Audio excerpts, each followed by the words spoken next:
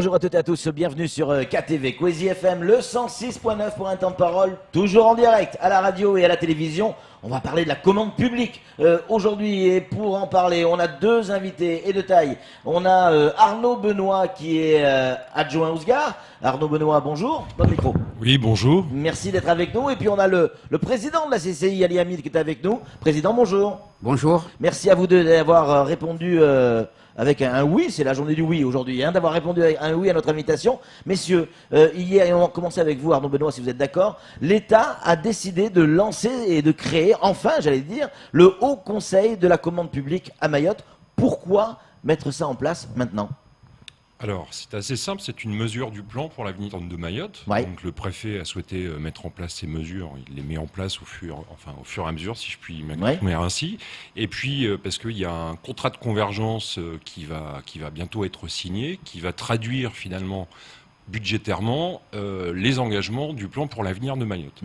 Avec des enveloppes très conséquentes de la part de l'État, mais aussi des contributions des collectivités, le conseil départemental, et une nouveauté sur ce contrat qui succède en fait au contrat de plan État-région, les intercommunalités qui sont intégrées également dans ce contrat. D'accord. Voilà. Donc en fait, c'est effectivement, on va avoir une commande publique importante dans les années, les mois, voire dans certains cas les semaines à venir. Il va falloir organiser tout ça ?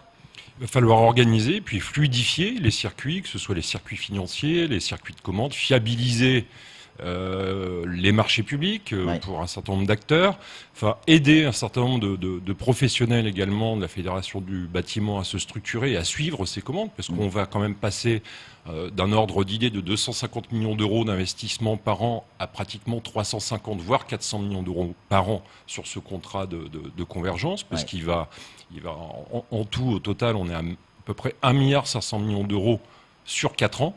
Et donc, bien évidemment, il va falloir que les entreprises se préparent et que les opérateurs, que sont les collectivités, puissent aussi suivre le rythme. Président, se préparer pour une entreprise, ça veut dire quoi ? Ça veut dire être en capacité, d'abord financière, de pouvoir répondre à un marché, être doté de moyens humains, de moyens techniques pour pouvoir répondre dans les délais et répondre à un cahier des charges.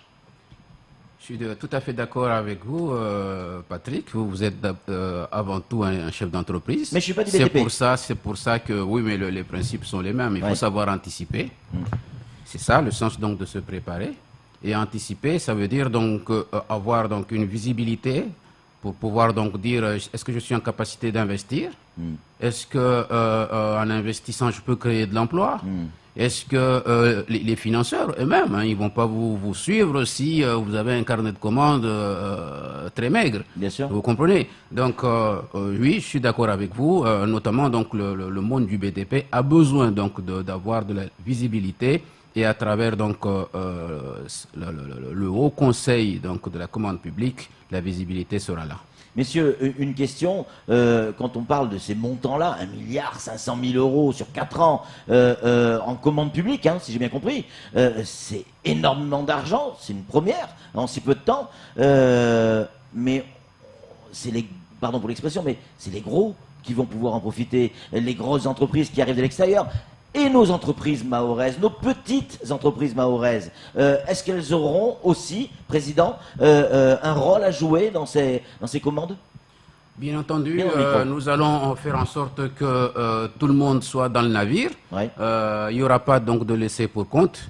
Je vais garder, je l'ai dit, parce que cette question-là est revenue. Hein. J'ai vu quelqu'un qui m'a dit, oui, d'accord, c'est bien, mais les petits, qu'est-ce qu'ils vont pouvoir ramasser dans ce milliard? Les gros. Voilà, quoi. Donc, je vais vous dire une chose, c'est que nous, en tant que chambre de commerce, nous avons un œil particulier sur les petites entreprises. Les grosses, ils n'ont pas tellement besoin de nous pour être accompagnés. Ce sont les petits. Donc, il va y avoir donc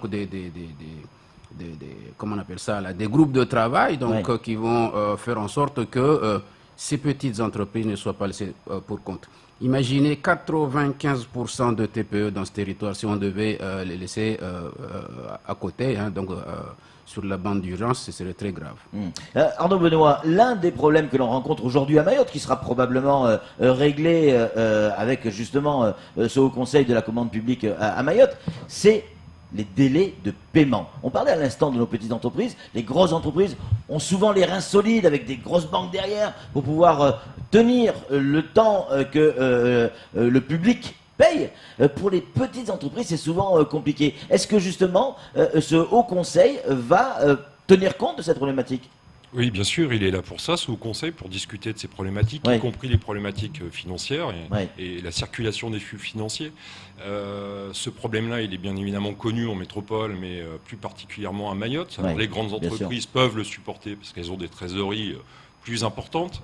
Il faut savoir qu'il y a quand même des dispositifs aujourd'hui qui sont mis en place, notamment par l'Agence française de développement, qui commence aujourd'hui à avancer les subventions.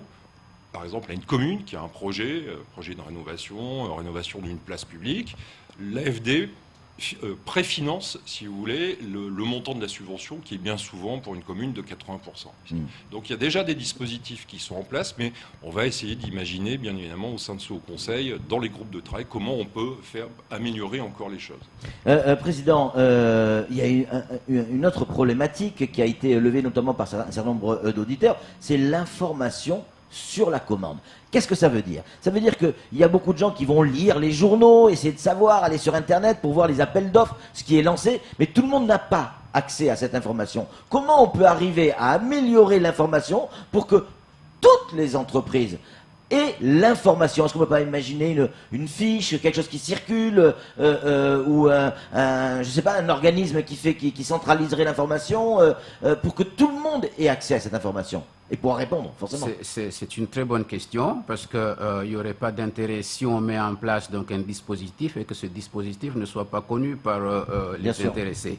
Donc, nous trouverons donc le moyen donc, pour informer les gens, notamment en utilisant, comment on appelle ça là, les annonces légales. Oui, les annonces légales, mais également en mettant en place un site où on peut aller consulter. Donc, pour voir qu'est-ce qui va se passer dans un mois, qu'est-ce qui va se passer dans 2 mois, qu'est-ce qui va se passer dans l'année. C'est ça, donc, la visibilité.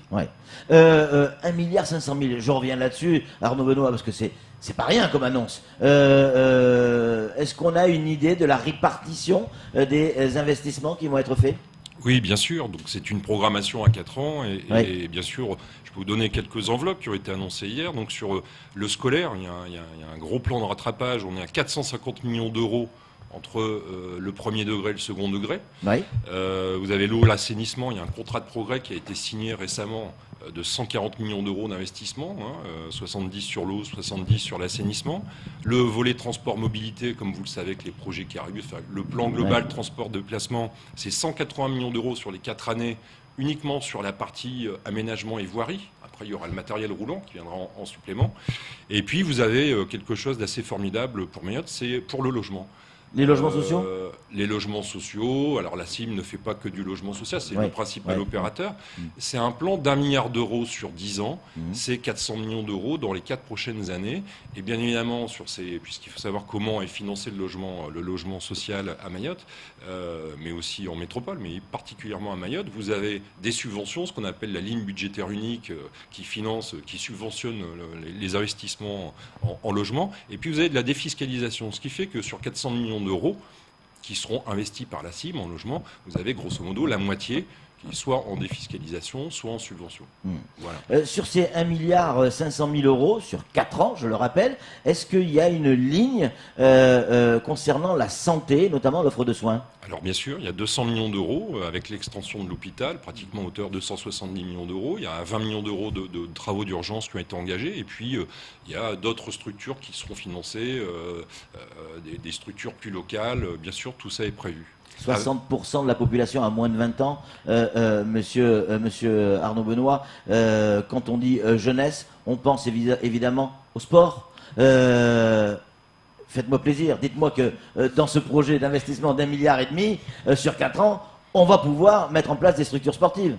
Alors, on en est aux dernières négociations, puisque tout ça fait l'objet de négociations entre le conseil départemental, bien évidemment, qui est le principal contributeur à côté de l'État, mais aussi les communautés de communes. On devrait être, on l'espère, à plus de 40 millions d'euros d'investissement dans les infrastructures sportives. C'est pas encore signé, il y a encore des phases de négociation. On y arrive. On devrait signer ce contrat fin avril. Et voilà, on a encore quelques petits ajustements parce qu'il faut des programmes précis, il faut avoir la capacité d'engager. Et ça, ici, il faut également qu'on le prouve en exposant nos projets, en les écrivant et en prouvant qu'on est en capacité de faire. Président, une question qui arrive d'auditeur. Comment arriver à faire en sorte qu'on ne soit pas cannibalisé par les structures extérieures? Alors la question est un peu tendue, mais elle existe, et vous le savez mieux que quiconque. Aujourd'hui, les entrepreneurs ici à Mayotte disent, bon ok, on est dans la mondialisation, tout le monde peut répondre effectivement à l'appel d'offres.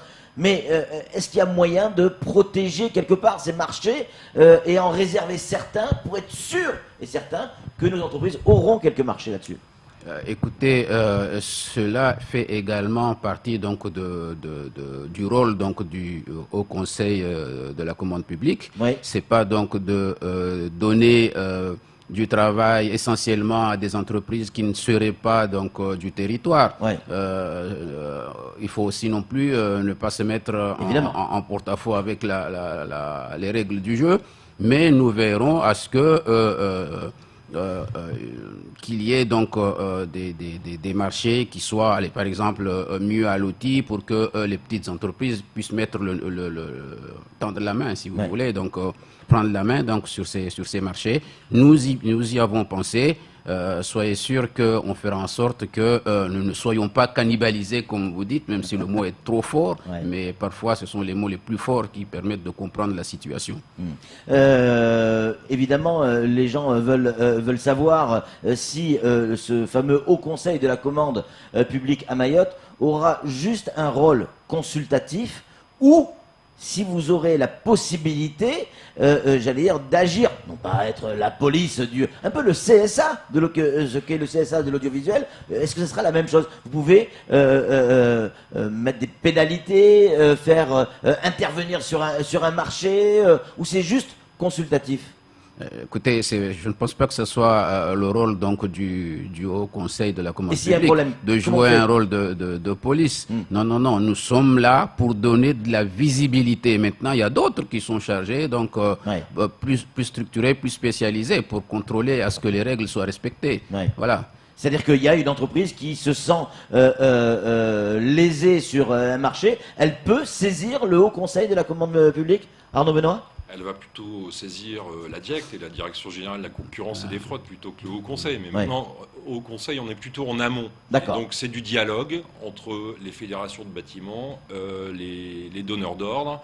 Et voilà. Vous êtes là en fait pour éviter que ça se passe. C'est ça le premier rôle. Est-ce qu'on sait à partir de quand, sur ce 1,5 milliard, les premiers millions vont être dépensés? C'est-à-dire pas engagés, sortis.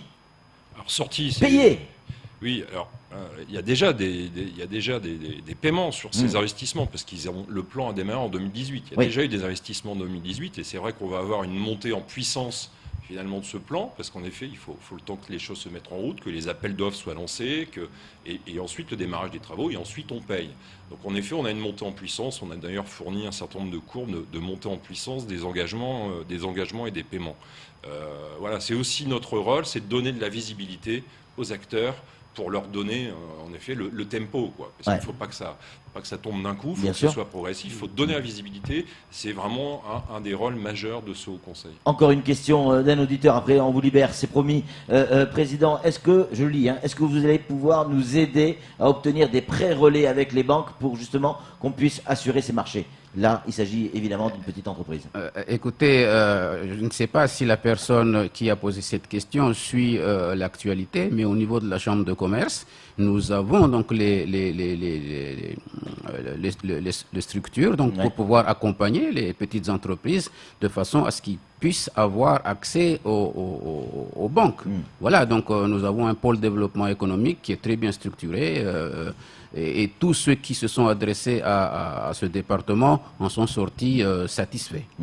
1,5 milliard sur 4 ans, ça c'est la bonne nouvelle. Merci beaucoup Arnaud Benoît d'être venu sur ce plateau. Merci aussi à vous, Président Ali Hamid, d'être venu sur ce plateau. Et on va suivre tout ça de très très près. C'est un moment important dans l'histoire de Mayotte, avec la mise en place effectivement de ce Haut Conseil de la commande publique sur notre 101e département français. C'est tout pour ce temps de parole. Tout de suite, la suite de nos programmes.